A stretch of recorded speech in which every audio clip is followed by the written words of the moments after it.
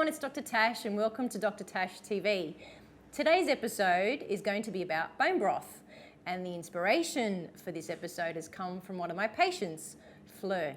Recently, Fleur had an operation, and in the anaesthetic bay, I asked her how she prepared for the operation. She had a laparoscopy, and many of you have probably heard of this procedure. She told me she had cooked her own bone broth, and she was basically telling me that everyone should have bone broth before and after an operation. And today I'll be explaining why. So this is Fleur's bone broth recipe. She used 500 grams of organic or grass-fed beef bones, a half a cup of apple cider vinegar, 1 carrot with the skin on, chopped roughly, 1 onion, diced roughly, 1 cup of celery stalks or any veggies.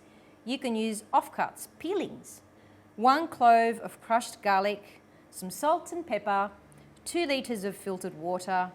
Then place all the ingredients in a slow cooker for 24 hours. After that's done, you drain the bones or veggies, saving the stock and discarding the bones. So now that you've made Fleur's bone broth, how do you store it? Well, I'd recommend you use a silicone mould like this.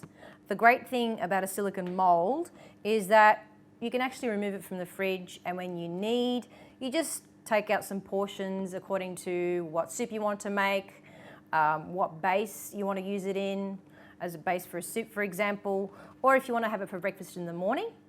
Many of you may already have some of these silicone moulds because many of you probably have children and they're really handy for stocking kids' meals.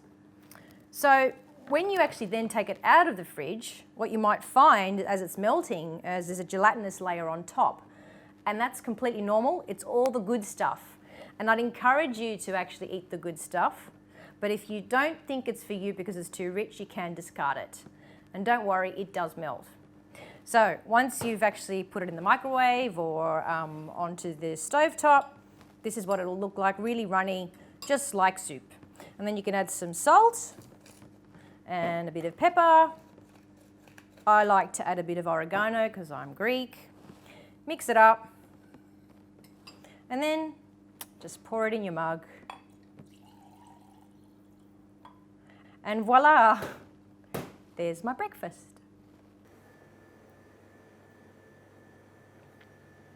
That just tastes so good.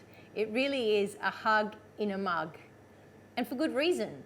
Broth is full of nutrients and goodness. And a couple of things it's full in are, seen on this periodic table of elements here in my mug, magnesium atomic number 12, calcium atomic number 20, and other things like glycine, glutamine, collagen, and proline. Now, if you have a hug in a mug that you want to share with me and the rest of the world, please go to my website and go to Dr. Tash TV and leave your recipe.